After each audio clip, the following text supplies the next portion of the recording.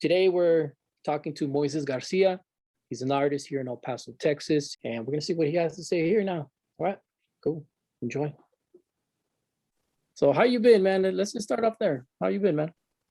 No complaints. Nothing to complain about. How about yourself? Nah, well, yeah, I do, but I'm not gonna air it out here.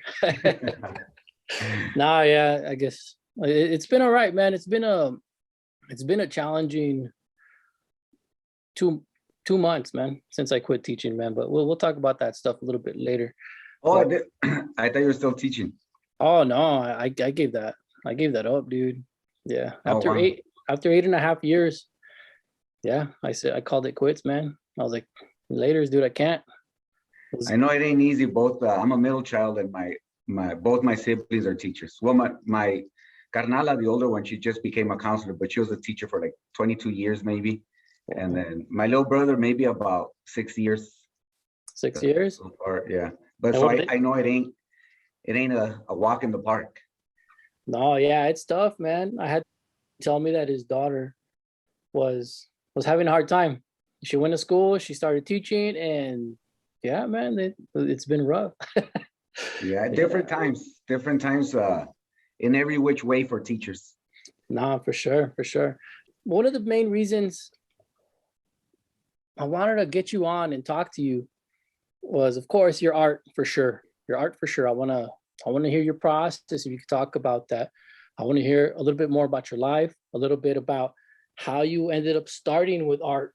And one of the things that I noticed that we're about the same age. And that's what tripped me out. But we raised in El Paso, man, Yeah. right? But like in different parts of El Paso. And that's what I was interested in too. I was like, we're the same age, and we're doing these two different things, but we both like art. We both enjoy art, but definitely grew up with two different lives and two different parts of town. And that's what intrigued me a lot. Now, what I want to do is I want to dig deep, if it's cool with you. And I'm I'm down. I want to hear your story, man. I want to hear your story. I want to hear a little bit more about Moises Garcia and how he grew up and how he got into the arts and who influenced you and what you were influenced by. So let's get started, man. Where do you think you want to start it from? I guess I'll start it to where how I got started in art and where I Yeah, ended up, where I'm at now, I guess. Just not too long of a story, but kind of condense it. yeah, man. Um, I was born and raised in Socorro, Lower Valley, here in El Paso, but in Socorro. Before it was still part of El Paso, but with time it became its own city. But I was born and raised there. It's me, an older sister, a younger brother, and then my parents. And my dad moved us in there into just a little room, not a lot of construction experience. I was a year and a half, I believe, when he first moved us into that house. But he was building it on his own, working all day, and then after work, working on the house, doing what he could, old school style. So I grew up seeing him working, and it took us years to finish that home. And I have to say he was my first teacher as a craftsman, one of the best craftsmen that I know. I remember he'd leave me assignments during vacations, everything, make sure this is straight at the level. And if something wasn't right, if a wall wasn't straight, we'd tear it down, we'd rebuild it. I mean, he really instilled in me a good eye, good math, angles. And it was something that I found myself entertained by. It wasn't so much that I was working, but I really liked the process, the math, everything, the materials.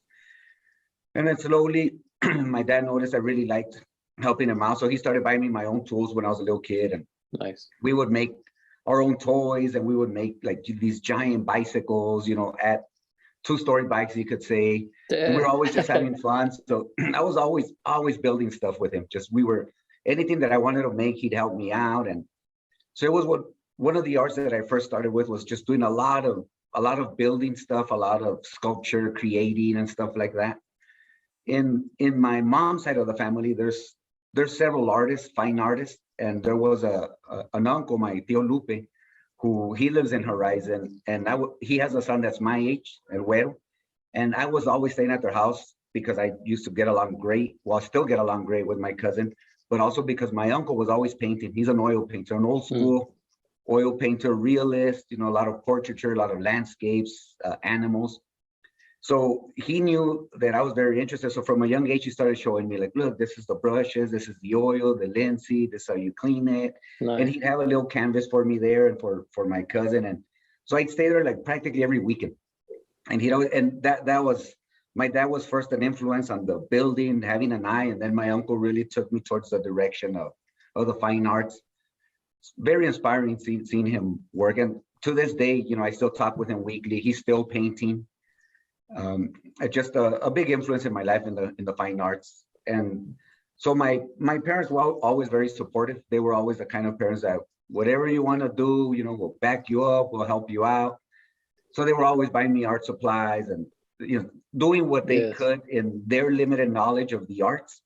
They were doing what they could to help me out with, you know, first generation of kids being born here. You know, I come from a Mexican background. My parents are from Delicias and Durango, but I was born here, so they didn't know a lot of the lifestyle that goes on here.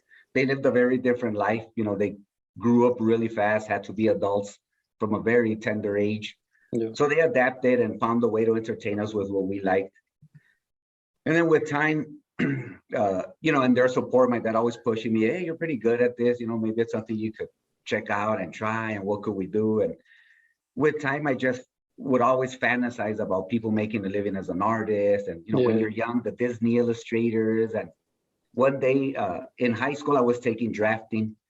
And I remember just loving it because it had to do with math. It had to do with illustrating, with design. So in my mind, I was like, oh man, drafting is the way, mechanical drafting. And then I considered architecture.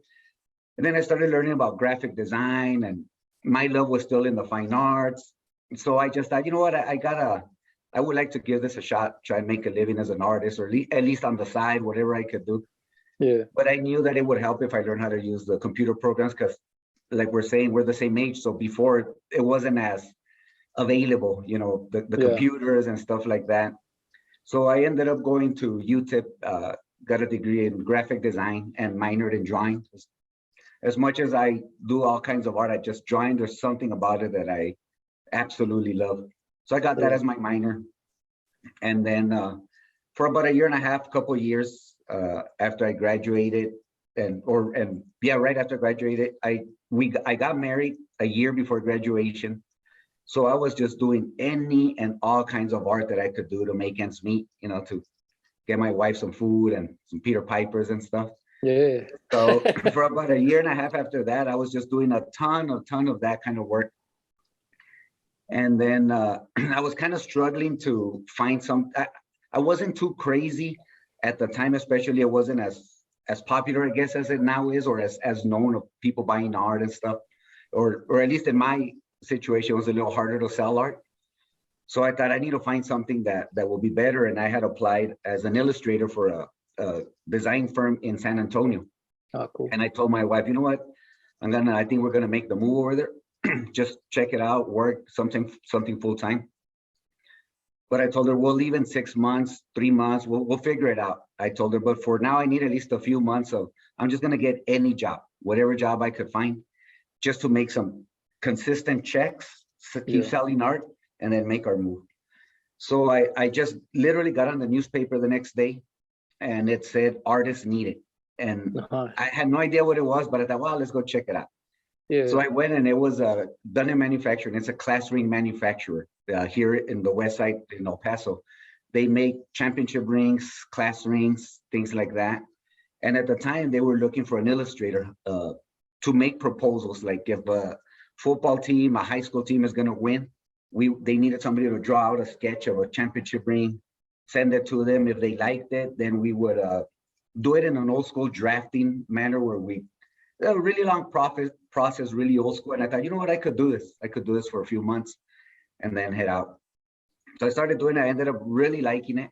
Oh, they picked you up then, right? Obviously. Yeah, they picked me up. I ended up really liking it. And it was, you know, I started bringing in some ideas, brought in a few computers to you know, because we were drawing everything by hand with watercolors, pencils, you know, Yeah. drafting tools, which I loved being, you know, that I loved the drafting and all that. But this was really making the work much faster. So, you know, we were playing along with things and making moves and stuff. And then the 3-4 months came up and I went and told them, you know what, I'm out. I'm going to be taking off. And then they worked with me and they said, well, what could we do? You know, we're working good. We're doing good work right now. So now I've been there for 17 years, full-time artist. We brought the technology from when I started everything by hand, moved into Illustrator, Adobe Photoshop. And then we moved making all the, because they make everything there, the molds, the actual ring, they smelt the gold, they set the diamonds. It's a whole factory of jewelers. And then we started bringing in the Photoshop, the programs. And then eventually we started doing them in 3 dimensions. I hope I'm not making it too long here, but no, hey, you know, I got time. If you got the time, man, I got the time too, man. I'm down, man. So I like that. I'll kind of break it down like the 3 phases that I've been able to see. At first, let's say you wanted a bulldog on a ring, right? Yeah. We had these plastic molds. Well, these molds that we would melt plastic in that would make like one side of the ring, and then we'd make it 2 sides of the rings but blank, and it was just like a soft plexiglass. So then I draw the bulldog, and I draw the nose, and then I draw the cheeks, and I draw the eyes, and then I cut it out with a little bird, like kind of like printmaking. Cut out that little channel, and then I'd write on the tip of the nose 5 millimeters deep. The cheeks would be 4 millimeters deep, the forehead 3 millimeters deep. And then I'd hand it to another department that they use the machine called a pantograph. Yeah. So they put that plastic that I cut out, and with a little needle, they trace it, but that connected to a spindle that was carving out at a smaller scale the mold. So then they would carve out the nose a certain depth, and then the cheeks. So then they carve out that bulldog that I drew, but it was all on flat surfaces. Then they give me back that bulldog, and me and this other guy, Alex, we'd put it under a microscope and we'd start carving out the nose, you know, drawing the hairs and stuff like that. Then they would create the mold with the base. If it said University of Texas at El Paso, we'd also cut out each little letter. Same thing. Then they put on those pantographs and they cut a mold. Then they'd assemble these 3 pieces, the top, which we call the base, the 2 sides, which we call a shank, and they'd inject wax into it. So it's like plastic injection molding. Break the mold apart and you had a class ring. Then they'd invest that, they'd burn out the wax in the kilns, and then pour either silver, gold. And so that's how we were doing it, right? Long process. So if you needed a big ring and a small one, it was hard to match the images because everything was carved by hand, done by hand. Eventually we moved to CNC machines, where then we started using Photoshop in a 3D program, where we take Photoshop in black and white. I'll draw that bulldog, and then on another computer, we're able to move it in a 3D dimension. So the Photoshop reads the widest part is the tallest, and the darkest part is the lowest on the 3D figure. So if that dog's nose is too short, I just draw it with a Wacom tablet. We do the drawings on Photoshop, a little more white, and then you hit run and you see the nose come out. Once the artist felt happy with that, we turn it all into math. And then again, it would go to the CNC department. So we started cutting the molds like that. Now we've recently moved into 3D printing. So we got now Rhino 3D, better 3D program. We're still using Photoshop to create everything, but now we eliminated the molds, the CNC department. Now we're printing the rings directly in wax, and from wax they go to print. So that's my full-time job. Been doing that. I like it because it takes, you know, I'm drawing literally all day, just drawing, but I'm also using a lot of math, and so it kind of feeds that math love that I have, and it also feeds the artistic side. And that's, you know, my 8 to 5 that's been full-time there for the past 17 years. But my real love is the fine arts. You know, I show in galleries, sell merchandise, I teach painting or drawing classes, different forms of art at El Paso's Finest downtown. And all that is mainly just because I love it. You know, it's what really drives me. It's at work, as much as I love it, I'm still working for someone else, you know, doing commissions, you could say, for whatever it is that the customer needs. Doing your own art, as you know, I mean, there's just nothing like doing whatever you want and then getting it sold at a gallery, you know. Yeah, so that's kind of how I ended up and what I do for a living and stuff like that. All right, cool. Thanks for joining us, and we'll see you all tomorrow. No, I'm just kidding. That was good, man. I like that. That was dope, dude. Like, I like that. Like, yeah, you condensed it. Now I'm gonna pick at it, man, because there Go was a for it. couple of things. I'm gonna go ahead and open this thing up real quick. I'll edit this part out. All right, so it's not a beer, man. It's bubbly water. I don't drink, man. Yeah, All right. I went cold turkey 14 years ago, man. Yeah, dude, I'm Yeah. like at 17, man. Cheers. Really? Salud. Hey, 17, congrats, man. no, I lied, dude. I lied, man. I stopped in 2007. How long is that? Is that 14 years too? When did you Yeah, stop? What year? a lot of similarities there. When did you stop? You 14 said years 14 ago, years? What year was that? I'm a I don't big even math know. guy. I just know it's 14 years. Do you remember the last beer you had? Yeah, I do vividly. What was I it? didn't want to overdo it, and it was actually we actually made a ring for Don Haskins, Oh, and snap. we went to give him like his ring. They had a big ceremony for him, and Yeah. we went and presented that ring, and that was the last time that I drank some beers. Hmm. Damn. The last beer that I had was a Guinness. December 2007. That's when it was. Wow. We had an art show. We did it. And then it went well, man. I hadn't had a drink all night because I needed to do this art show. And then at the end of the night, after I had my Guinness, because my friends were like, "Hey, good show, man. Let me buy you some beer." And I had a Guinness. And then afterwards, when I got in the car, I was like, you know what? That's it, man.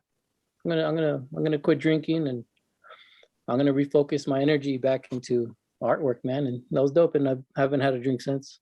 So Good for sick, you, man. man. Hey, I think it's maybe been that long. Yeah. Going to do the math. That's I think crazy. that is about 14 years, no? Yeah, more or less. Right? Damn, 14, dude. There's a 15 lot of years for some. you. Now, when you were talking about high school, and one thing that caught me again is you said you had drafting class.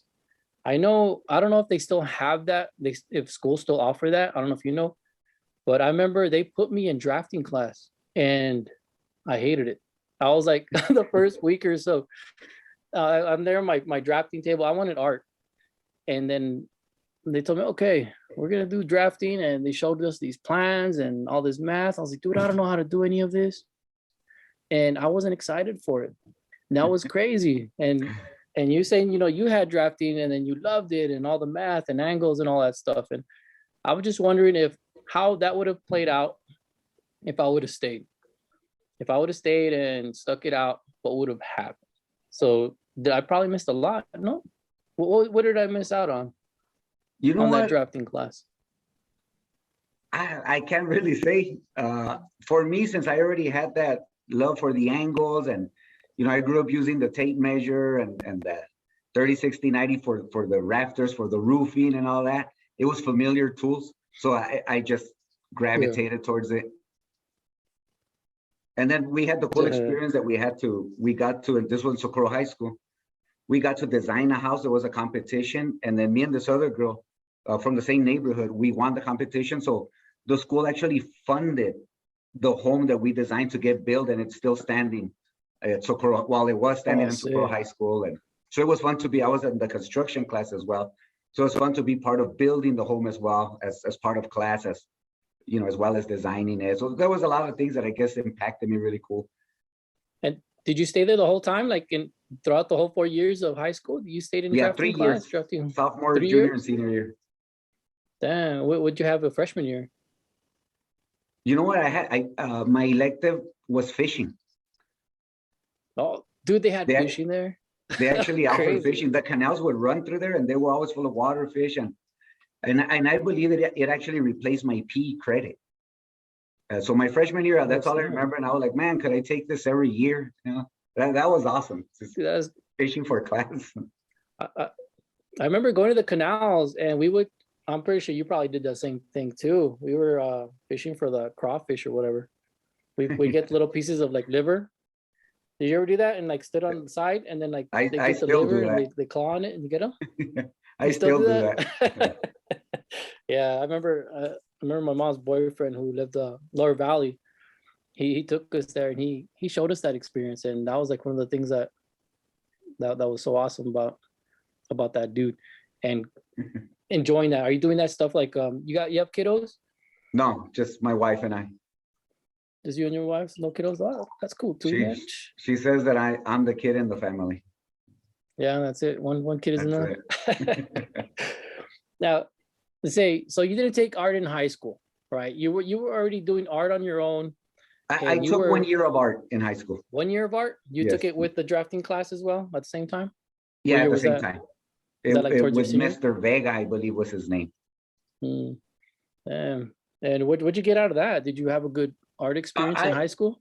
I didn't get much out of that class, to be Oh quite man, honest. It was a yeah. good teacher, but it wasn't an inspiring class. It wasn't really, it didn't move me, the art class.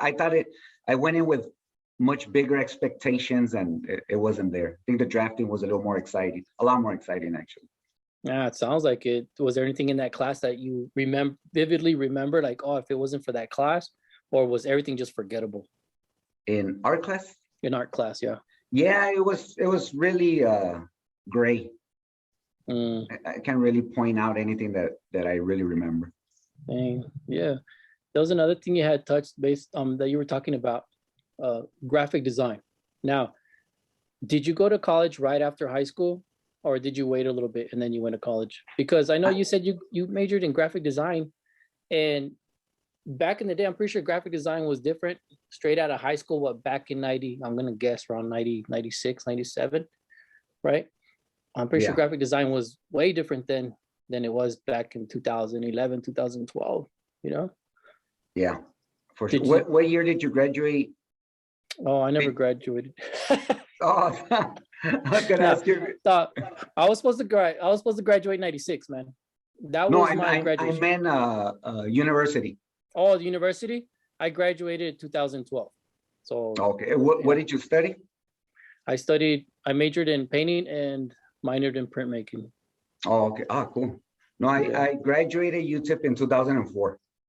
Oh, so you waited a bit, no? Yeah, I went to community college first, right out Yeah. of high school, and was taking my time there. I Mm. was too busy supposedly getting credits and partying, and time dragged, and then eventually made my move to UTIP and got out in 2004. You finally made it, man. Now, high school, dude. I know one of the other things, sorry about that. One of the other things that I noticed is that the picture you had posted up, all how you grew up. Okay, you were part of a clique, part of a group. Yeah, I was with Moon City. Mm. They're still around, Moon City locals from Socorro from Socorro area. Oh snap! And Damn. they're friends growing up. You meet we're all from the same neighborhood. You grow up together. You're like brothers, so you naturally start getting in trouble together. In high school, is there were you getting in a lot of trouble, or are you kind of, like when you're in school, it was all about school, or did you have like some rough patches in school because of your association with Yeah, I really that? liked adventure, man. To be completely honest, I did have a lot of troubles. There was a lot of, you're in that lifestyle. You're getting in trouble. You're picking fights. You're drinking. You're just getting you're getting into a heap of Yeah. trouble. At least I was. My friends and I. I always tried. It was weird because as much trouble as I was getting into, I always try to maintain my grades, and I think a lot of it is I attribute to my father, to my dad, because of his lifestyle, he was only able to go to kindergarten for his uh, public education. Oh, wow. He never made it to first grade because at that point he had to just be a full-grown adult and start working and providing for the family. So to him, education was always just super important for his kids. So out of the love and the respect that I've always had for him, no matter how much trouble I was in, no matter what I would do, I still try to maintain those grades and try to make him proud through that secular education. Yeah, So for sure. it was a hard balance, trying to be Yeah. crazy and trying to keep those grades up. Yeah. Did any of your friends kind of give you grief about, you keeping your grades up? I don't know if you're an A student, B student, or you were just like barely head above water with your C's and D's. Where were you at? I had pretty good grades. Yeah, I had pretty good grades, but no, my friends never, so I don't know if it's because we were literally friends since we were 5, 6 years old, growing up together.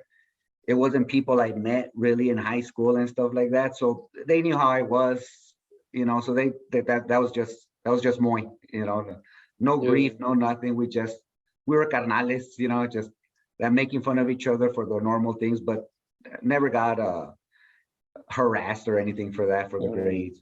And right I, on. But and I was still partying 100%, so I don't think they really cared about the grades. yeah, so you're a functional man. You're a functional party guy. I know I couldn't do that, man. When I was in high school, yeah, I was partying too.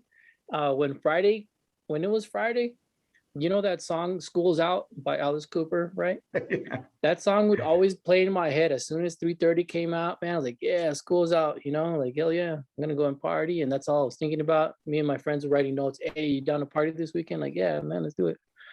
And that's all that was on my mind, man, was just partying. And I'm glad to hear that you you survived that. You overcame that, the partying style, that you actually went to school, you had your parents there, you're there making them proud. And that's good to see. It's good to see people who overcome that. I Thanks, man. unfortunately wasn't able to do it, and I've always been kind of secretly jealous of people who would party all the time and made the grades. I'm like, damn, man, like I want to do that. Or people that didn't party, they were there studying school and stuff and doing what they loved, and here I am, thinking about drinking my 40 and when am I going to smoke a joint, whatever, and all No, I that hear good you. stuff.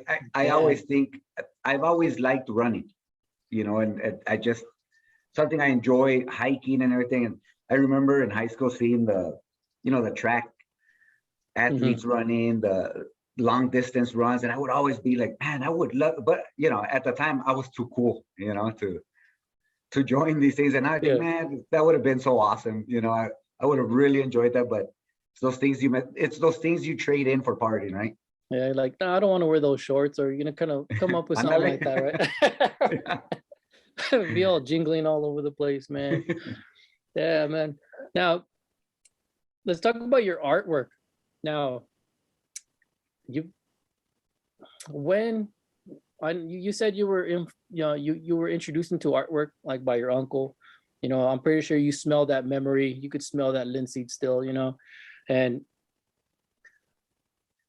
after your what how am I going to say this? When did you start picking up that art? Like, when did you start going a little heavier? Like, you understand what I'm saying? Like, oh yeah, you would. It seems like you would kind of like draw here and there, or I don't know at what age you started actually be like, hey, I'm gonna do it, and you kept on doing it and doing it. Does that make sense? Yeah, much like I'm sure yourself and others, I was drawing since I was a kid and painting, doing whatever I could, right? But Yeah. maybe my senior year in high school, I started taking it more, just doing it more, not necessarily taking it serious, but doing it more. Of course, this is the 90s, I was a cholo. There was a lot of that style of drawing, drawing on the bandanas. And Yeah. but I still started really enjoying it, really enjoying it. And then it was maybe a year or two, maybe a year after high school, 97 maybe, when I really it just happened, I just started hitting it hard, really putting the hours in. And then it just kept going like that, snowballing from there. Yeah. And the which medium did you gravitate the most? Like, you kind of obviously you dabble in sculpture, of course, because you're doing these rings and you're carving and stuff and relief printing. What were you gravitating more towards? Like You know, paints? I still like doing a little of everything, but I think what I do the most of is drawing. But first of all, I do love it. I love just the basic look of it. Like, I love seeing an artist sketch before his painting more than I do his actual finished painting sometimes. Yeah. But also it was because it was just easy to carry with me. When we take a vacation, when we go everything, still now when I go with my wife to eat to a restaurant, to a coffee shop, it's just the way to say, you have your pencils, you have a sketchbook, and So I do a lot of drawing because it's so easy to carry around, so easy to work, no water, no, just throw it in your pocket and get going. So it's something that I still find myself doing a lot. Even in what I would call my paintings, I do a lot of drawing on them. Use a lot of color pencil, a lot of pencil mixed with acrylic paint. So one way or another, I always find myself throwing that pencil, grabbing that pencil up again. Dope. I know the process. I like the process a lot. Like, I don't know, some people like to be surprised and they don't want to see that. It's like they don't want to ruin I guess they don't want to see behind the scenes. I love behind the scenes, especially when you see how they do it. Now, you do a lot of portraiture. I've always told people, like, I guess when I was younger, when I was in art class, excuse me, I noticed that there was some kiddos that were good with references, still lifes, but through their imagination, like their things that are coming out of their mind, it was a little bit off. And then I noticed that, of course, myself and some other students, those who were a little bit more imaginative and could draw, like, free draw crazy, had a hard time with still lifes and references. Did you ever notice that a little bit, like within yourself, or I don't know. When usually, I guess, every time I would draw, like from my mind, I wasn't necessarily drawing a realistic portrait. I was more cartoony, drawing aliens, drawing things like that. Illustrative. Illustrative. And when I am painting a portrait and stuff like that, well, I am using the reference, whether it's a live model or a photograph, and it just makes it so much easier to have it right there. Yeah, I noticed that a lot. Like, a lot of your work right now is very figurative, and you use a lot of you draw a lot of people. Is that something you've always gravitated towards?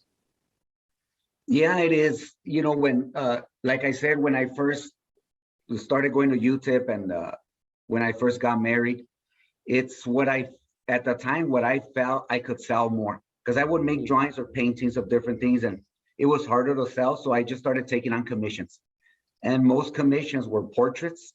And it's always something that I've enjoyed doing, just the human figure, the anatomy, the light, the shadow, just portraiture just has always fascinated me. So I realized that I could sell a lot of portraits, a lot of commissions, and then I just started hitting it hard with portraits. And to this day, I still really enjoy. I'm slowing down on commissions and just doing more portraits that I want to do, that I like and stuff like that. But I always gravitate back to portraiture, human anatomy, in particular the face, the portraits. That's good. That's cool, man. Do you remember there was this artist? I don't know if I should say his name. There's nothing bad. William de Cabrera. Do you remember him? That name? Have you heard that name? The name sounds familiar, but I can't put a work to it. I know he used to show a lot with the Hal Marcus Gallery. And the reason I bring him up is because I read the newspaper. Remember the newspaper when we used to read it? Oh, yeah. He came out, there was an article on him. And he was talking about how he was doing a lot of commissions, and that he was able to support for his family, his wife, his kids, off of commissions, off those portraits that he was doing. I thought that was really rad. That's awesome. I've always kept that thought in my mind, like, oh, I'm gonna create, I'm gonna do his artwork enough to where I can support the family, and that's gonna be cool. And that's always been one of my main goals since I've heard that, man. That was like back in 2000, maybe 2005, 2004, maybe. I don't know. It was crazy. But have you ever thought about that? Like, just wanting to just live off of your art. That's it. No 9 to 5, just your artwork. Has it ever been a goal? Has that ever been a goal for you? I wouldn't mind if I'm not the kind of artist, I guess, that would say, you know what? And I respect that in other artists, that when they have that drive to say, I'm just going to risk it, whatever happens, I'm going to risk it. I'm going to jump in. I've never been that kind. I wouldn't mind doing that if I saw that my work started growing that direction to where, all right, you know what? There's a steady income here. I think I could make the move. I've always liked to be secure. I've always liked the 9 to 5, even if it's a part-time job, let's say. But I do like security. I do like to count on at least the bare minimum to say, okay, there was no art, but I still have this income coming in. This check will always be there. So right now, if I were to do it, it's because I've been growing maybe my painting classes added with a commission, so that I'm also not stressing about, man, I need to sell 7 paintings this month. I need to find a way to make a few commissions to make ends meet, to pay the things I need to pay. Because then for me, it just becomes stressful and work, and I want to be able to still enjoy it. And I think for me, having a 9 to 5 allows me to just have fun on the fine art side, to just, if it sells, it sells. If it doesn't, it doesn't. And, you know, no pressure. But yeah, of course, if it got to a point where, you know, I think I could make it, it'd be cool to move that transition. But I feel I'd want to have a store. I'd want to sell merchandise. I'd want to, again, because of that security, you know, have like a little gallery where I teach classes, so many a month, just to have that as security, and then really push the fine art. It'd be the way I would jump into it. With your 9 to 5, I take it it's Monday through Friday, right? Yeah. Yeah. Now, how much, I know I'm going to dig in a little bit. How much time do you dedicate? It seems like you dedicate a lot of time, because I've seen your work and like, oh, you know, like, damn, right? Like, how much time do you feel like you dedicate to your own stuff? Like roughly a week, let's say. You know, it's hard to say, because maybe sometimes I'll do a quick sketch during the week, but then on another week, I'll just put in a ton of hours, you know, every afternoon. So I'm kind of jumping in, trying to make it more of a monthly thing. And I don't really do it as hours. I count it more as pieces of art. Like if I know, like, for example, right now we're working about 60 hours a week at work. We have a lot of overtime, a lot of work. And we've been doing this for a while now, working Monday through Saturday, staying past the 8 hours during the week. So it makes it a little more challenging, you know, to make art on the side when we hit these hours. So what I try to do when the schedule's like that is make art that I know will take me less time. Make it in a style that I'll just pump it out faster. So that I'm still pumping out art on a monthly basis instead of on an hourly basis. You know, I gauge, you know, when you've been doing art for so long, you know how long a certain medium will take you, how long a certain style will take you. So that's kind of how I adapt. Instead of saying, you know what, 2 hours a day, I'm going to do this. Sometimes if I feel like, oh man, I haven't really pumped anything out this month, rather, because I also don't want to make, as much as a full-time job is important to, you know, help the family, pay your bills. You know, I have a wife that I like to have fun with, you know, take her out and stuff. Still, my job and my fine art can't be priority. You know, as important as my job is, you know, my wife, my family's priority. So sometimes if need be, then I'll just get out of bed a little earlier before my wife even notices, before work on a weekday, and just start hitting the art at that time, you know, 3:30, 4 a.m., then get ready at 5:30 and then head to work, you know. So it's a constant game. It's a constant game. Sometimes I'll do it late at night. And what's cool is my wife's always been supportive. So, you know, she'll pour herself a little drink and just stay up with me through the night, work late hours. So there's no real schedule. It's just trying to get something done on a monthly basis. Yeah, that's cool, man. So like, let's say like a Friday night, like you're just gonna be like, hey, I'm gonna be up while you're painting. She's there chilling, watching TV, hanging out with you, whatever, and you're just there. That's pretty cool, no? Yeah, and you know, and like I said, I like, you know, I don't want to get in the habit of telling my wife, well, this is our weekend nights only. You know, me working. So sometimes we'll go out, you know, Friday night, go out and then come back, and at that time I'll work, or I'll just say, you know, I just won't work tonight. Yeah, man. Yeah, but that's it's a balance, just a balance. Yeah, it's definitely a balance, because I know, you know, you have to set up time, put down the pencils, put down the paintings, chill for a bit with the family and stuff, and even for yourself as well too. Yeah, I love camping, hiking, fishing. So, you know, I try to make time for that as well, squeeze that in, and it's all just scheduling, you know, just being just being on top of it. You know, you sacrifice a few things as we all do. Nobody has Yeah. everything, you know. So if it means you can't watch TV to go fishing, I'll do it anytime. You know, fish Yeah. over TV, easy. Oh, do that. That's TV in itself, man. Because what kind of fishing do you do? You said you actually go out of state. Well, I've noticed last time last time when we were trying to hook up so we could do this thing. Yeah, you were telling me, I'm gonna be out fishing and stuff in this different state, right up in Colorado, I Yeah. think you said. And I was like, all right. I was like, that's pretty cool. But then I noticed that like you like going over there, and then you're always out there, right? And Yeah, you know, or is it my just different wife's places? family all lives in Colorado, in Denver. So we go as often as we can, and I take advantage of the nature and the fishing and, you know, play it that way. But yeah, all her family, she's the only one here from her immediate family. Yeah. How's the art scene over there in Denver? I'm pretty sure you It, checked it out, no? yeah, it's really awesome. I'm actually in works with a gallery right now over there, trying to get some work out there with them. And but yeah, I mean, they have a ton of galleries, just gorgeous museums, you know, big Yeah. city, big nature. This is an awesome place to visit. Yeah, I went once, man, and I didn't get to check out the museum there. I think it was the contemporary art museum there.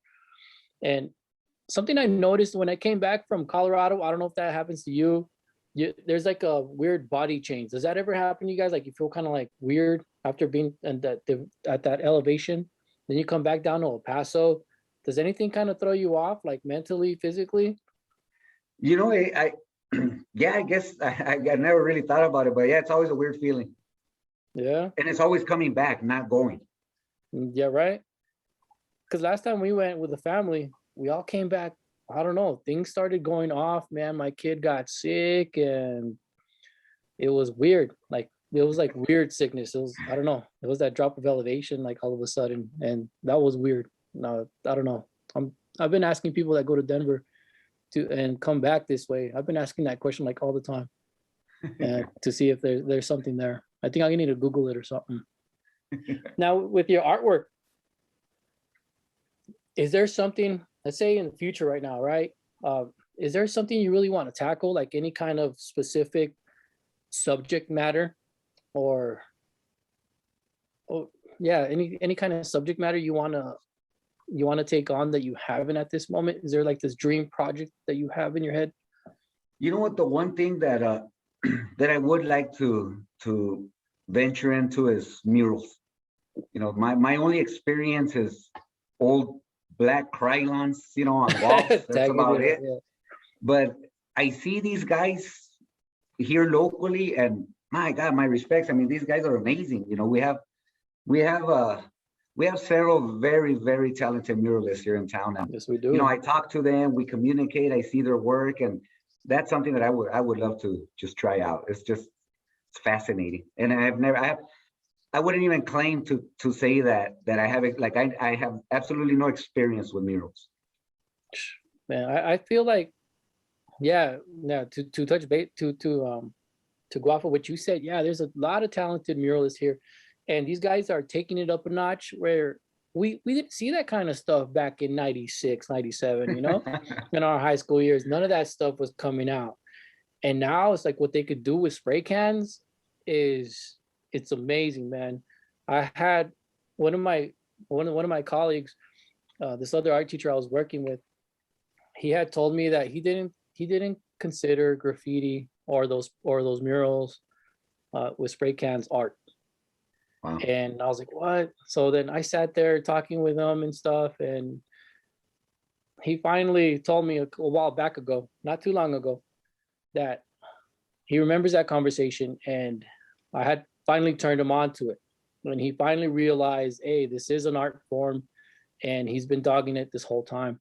And his way of thinking why it wasn't an art form was because when he was back at UTEP years ago, he had told me that he had a teacher that was born like in the 1800s, like I guess late 1800s, right? So he was getting taught by somebody that was like in the 60s, 70s. So let's say he went to college in the 70s. Let's say someone was born 1890, I don't know. That dude's like 78, 70 years old or something. I don't know. But well, he was getting taught the old way, and he was taught around that time. No, I guess around the 80s. you know, when graffiti started kind of popping up and stuff, you know, Yeah. you had Style Wars and all that. I guess it was getting really frowned upon in the art world. And there was probably a lot of old school professors who probably weren't thinking, hey, that's not an art form, it's just vandalism. And so of course he had that mentality too. And and just going back to what I was saying was it has evolved from Style Wars, from that movie Style Wars to now. Yeah. And what they could do with that spray can and do those values, man, and those show form and depth with all that, it's just sick. And from what I've seen, from what you could do, that you'll pick it up like nothing, man. Like you just got to get on. Is there anything that's stopping you from trying it out, like at this moment? No, not really. I just need to hook up with one of these vatos and tell him, hey, you mind showing me the ropes? Yeah, man. Be an apprentice, man. Like sit there and Yeah. taking notes and stuff. Like, oh, okay. I remember I saw a way how some of these dudes had done it, because I was wondering how they start this up, and then I was like, oh, all right, that makes a lot of sense. They did like an old technique, you know, and I was like, all right, cool. But other than that, saw a lot of can control, and of course they have all sorts of tips now for your spray can. I don't know if Yeah. you remember yanking up the spray tips from the glass cleaners. Did you ever do that? Yeah. Yeah. So Yeah. you can make your Even letters some of the fatter. carburetor cleaners and Yeah. I know those carburetor cleaners ones, they would waste your paint real fast. And then we'd use the glass Yes, they cleaners, would. man. We would go down to Furs or whatever it was called, and we would go try to find those little caps, and they were all gone, dude. I guess someone had beat us to them. I was like, damn, all right. That was funny, we, dude. But now, we used to use the carburetor cleaners to cross out other gangs, you know, yeah, because it's just spitting out the paint. yeah, and it makes it look a lot cooler now. No, but definitely, man. I think you should definitely give it a shot, because there's more can control. You have those thin tips. It's like using thin brushes, thick brushes, and everything you need is right there. And Definitely, the array of colors that they have, you know. yes. And then Yeah, it's amazing. It's just so, yeah, that's definitely something I'd love to try out before I'm not able to. Yeah. no, yeah, for reals. Because yeah, you have all that stuff. You have all the colors, the cans. The cans are even coming out with like with low pressure, so they won't come out super fast. So you could kind of control Wow. a little bit more. So that's cool. It's all there, man. Hopefully next time we get to talk, that you're on that mural and you're kicking That'd be ass, like, sick. right? I'll let you know for sure. Yeah, let me know, dude, and then we'll go film you or something.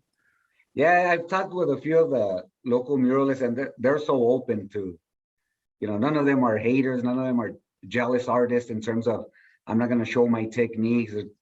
The ones I've spoken with are such cool dudes that they're Yeah, always like, yeah, for sure. We can definitely get something going. Just, I need to just step that foot in. yeah, man. They're welcoming you, right? Just like how you're teaching other people, those other people are gonna teach you, like, because you're teaching people how to paint, right? Yeah, drawing, painting, stuff like that. Right. Let's talk about Right that there real at quick. About that El Paso's Finest. I'm sorry to cut you on that, man. no, no worries. Was it El Paso's Finest? Is that the shop? Yes, it's downtown, 314 North Mesa in the Cortez building, right across the Plaza de los Lagartos. Man, well, what's up with that shot? For some reason, I thought you were running it, but maybe because you'd No, always been promoting it. Ruben Gomez, local photographer, has he's the owner of the shop. Yeah. But I remember I met him the first day he opened his store. And we were doing that, you know, the last Thursday's Oh yeah. tour.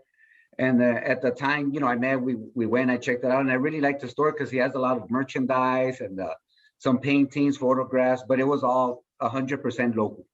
So I got to talking with Avato, and it was, you know, we got along and everything. And then, so I would take friends and family to his shop when they visit from out of town and buy them stuff there. And we got to get to know each other. And I still hadn't told him that I was an artist. At the time, I still didn't have an Instagram, so there was no way he could see if I wasn't, you know, I had nowhere to be showing my work through or anything.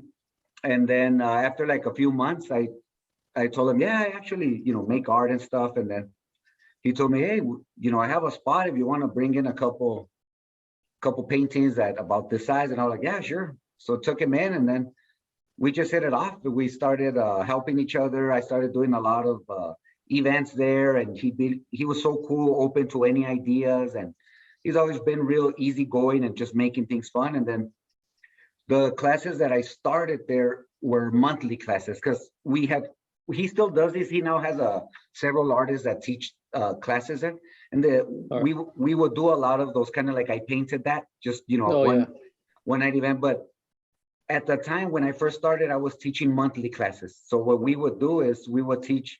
It was a 3-hour class every Wednesday for a month. But we were actually teaching technique. So like the first day of class, we would make 3 or 4 paintings using just the palette, using underpainting, just different techniques. And then the student would then choose an image that they wanted to paint. And after they crash course several techniques, then the following week, I would guide them on the painting that they wanted with the things that they learned, and just kept helping them out. And what I really enjoyed is that Ruben, after the class, would offer them an exhibition in the store. So we'd clear out all the artwork, and we'd hang all their work so they could invite family and friends, and just make it real special rather than just take the class and take your painting home. And every show we had, some students always sold their work. There was always somebody else, because we'd make it public, we'd make a big deal out of it. So that was really fun. And that's more what I like teaching, or workshops where we do like a portraiture workshops for people that are maybe a little more experienced, a little more advanced, not completely starting from scratch, from zero and stuff like that, or still life paintings, kind of teaching technique and stuff like that. So that's really cool. He's always open for stuff, Ruben. Well, that's cool, man. So El Paso's finest for sure. Yeah, you got to check it out. That's I couldn't say enough good things about him and everything he does in supporting other artists. Right now, I believe he has like 20 between artists and craftsmen, like 20 local artists and craftsmen in his store, carrying their work and stuff. I'm seeing a boom in the arts right now. I don't know if you're seeing that too. It's like they kind of come and go, but I think this time around, after the pandemic, it's been popping off, man. Do you feel the same way? Like things are starting to pop off here in El Paso? For sure. I remember, in the 90s, even early 2000s, where, you'd show at a gallery. First of all, it was hard to find a gallery that would show your work, at least for me. Yeah. And then I'd show it, it was cool. But then, a year later, they closed down, out of business, because at the end of the day, you're a business, you need to sell. It's not a museum. But now, you have El Paso's Finest, you have Amano, you have Casa Ortiz, you have, there's just a ton of galleries now that are here to stay. Yeah, for sure. And, as long as we keep on supporting, man, and it's going to be good. It's going to be good. On the quick, man, what galleries were you showing back in the early 2000s or so? There were the ones that I remember the most were the Shine Gallery and the Spag Gallery. So you were showing at the Shine for a bit? Yeah, I showed once there years ago. I remember the many, Spag. Many years ago. Didn't you have to pay for the Spag Gallery? Is that one of those things? Yeah, the Spag you had to pay. You rented the wall space. Right. No, damn. Because around that time, that's when we were throwing art shows as well too. I think back in 2005 and stuff with the Mad Visual Poets. I don't know if you ever ran into that kind of stuff. I know Fernie Fernandez. Yeah, Fernie Graphics. Yeah. Yeah, I was telling him to get on here. Awesome guy. Yeah, you never did the shows with us? No, never did. We want to do another art show. I know we always talk about doing an art show and stuff, and hopefully we'll all get together and hopefully we'll show together too, dude. That'd be get all our stuff. Yeah, man, for sure. So next time, if I ever throw an art show or if that other stuff comes up, man, your name's gonna come up, man. And that'd be awesome, man. We'll do some stuff. We'll do some stuff, man. I had a conversation one time with a colleague. We sat down, we were on a trip, and he was telling me, you're not an artist unless you know how to draw portraits and landscapes. How do you feel about that question? I don't agree. I really don't. I think I think a lot of it just stems back to the great masters. They all did portraits. They all did landscapes. And we kind of have that as a bar. We tend to give ourselves as artists that kind of a bar where, well, it's because they're the great masters, who doesn't want to be a master?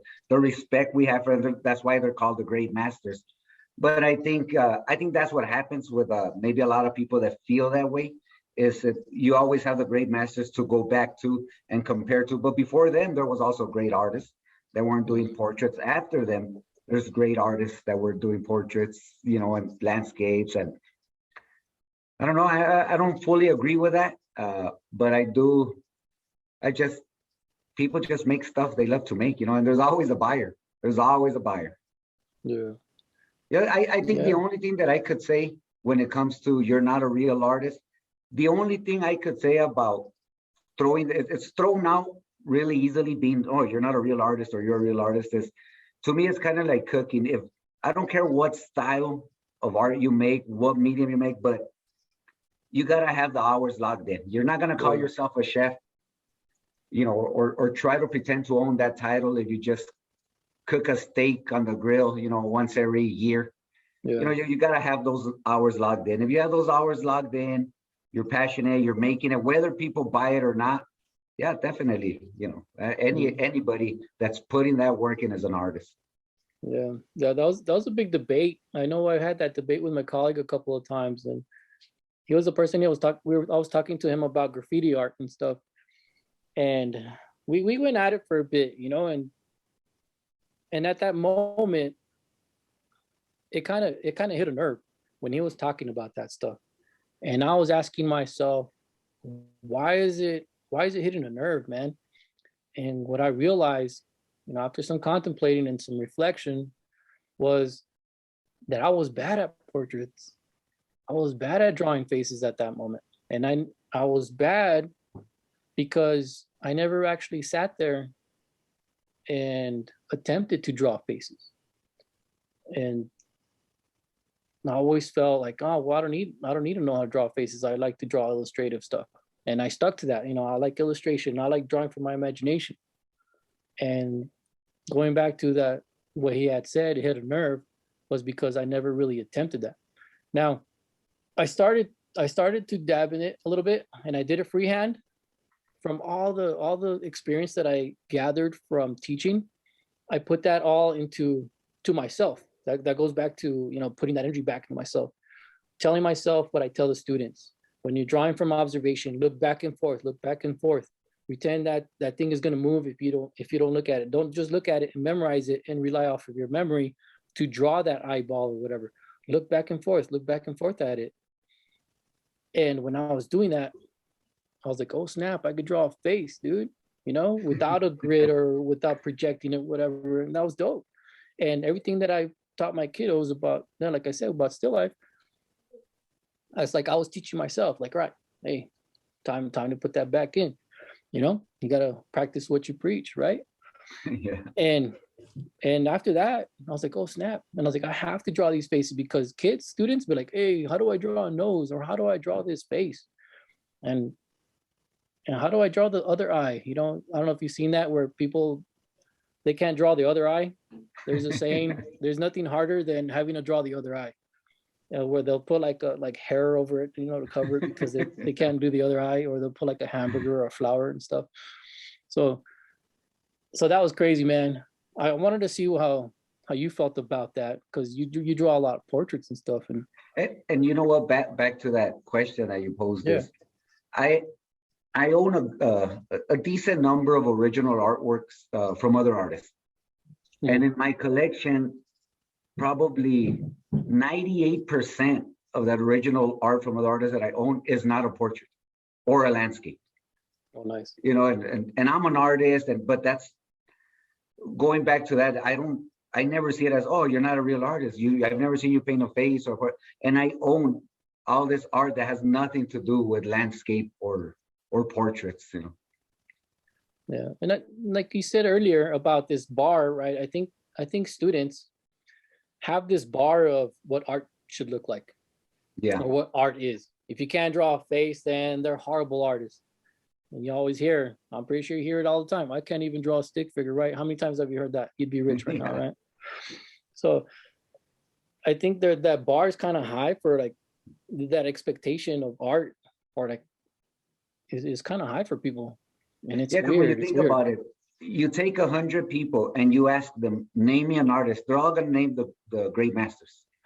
You know, nobody, unless you're in the arts and are really well read in it, you're gonna know a bunch of other artists. But for the most part, people always think of Da Vinci, of Michelangelo, of Raphael, so that is what they have in their mind of what an artist is, and they all did portraits, they all did landscapes. So I feel that it's just kind of bandwagon. That's just not what everybody assumes Yeah. it takes to be an artist. Do you dab in abstracts? In the abstract world? I've dabbled in it, but it wasn't something that I really found myself excited to do. Yeah. So I always I always ran back to the realism, and it just stayed that way. But yeah, I tried it. I respect it, because when you've been around the arts, because you have a lot of people that aren't really artists, but they'll throw anything around, or you hear it all the time. Oh, I bet I could do that. Yeah. But when you really know and you appreciate it, you see an abstract piece, you see the experienced eye and the use of color, the palette that they use, the text. I mean, you see it, and yeah, I definitely admire it. Not something I go out and do. It's not something I feel like really excited about doing, but I definitely admire it. Yeah, and appreciate it, right? There's that appreciation that we have, from being around, and we know what it takes to do these kind of things. For sure, for sure. Well, yeah, man. Hopefully I answered your question. I don't know if I did or not. Yeah. All right, cool. No, man, and I'd love to. I'm sure we could set something up. There's different galleries that I know would give us a shot, hosting some work, teaching a class. You're a pretty experienced teacher there. Yeah. We could definitely get things going. El Paso's finest, great place to teach, show. I mean, so many places. I'm sure we could get something going. Yeah, that'd be cool, man. Let's see what happens. All right. Well, hey, thank you a lot. Thanks a lot, Moises, for joining me tonight. And it's been great. Thank you, dude. Victor. All It was right. my pleasure. It was awesome. It was fun getting to know you on a more personal level. We get to meet people through Instagram and their work and maybe what other people say, but it's nice to actually talk, even if it's through a camera. Yeah, right, man. It's like there's people that you kind of meet, man, and they're like, I don't know. You just feel like you've known him forever, dude. And I was like, yeah, man, I gotta talk to this dude, man. And like, hell yeah, let's do that. All right. Well, let's connect soon, hopefully, and let's see what happens, man. All right. Ándale, you have a safe night, man. Enjoy. Hey, thank you. You too, man. See you later. All right, we'll see you. Bye-bye.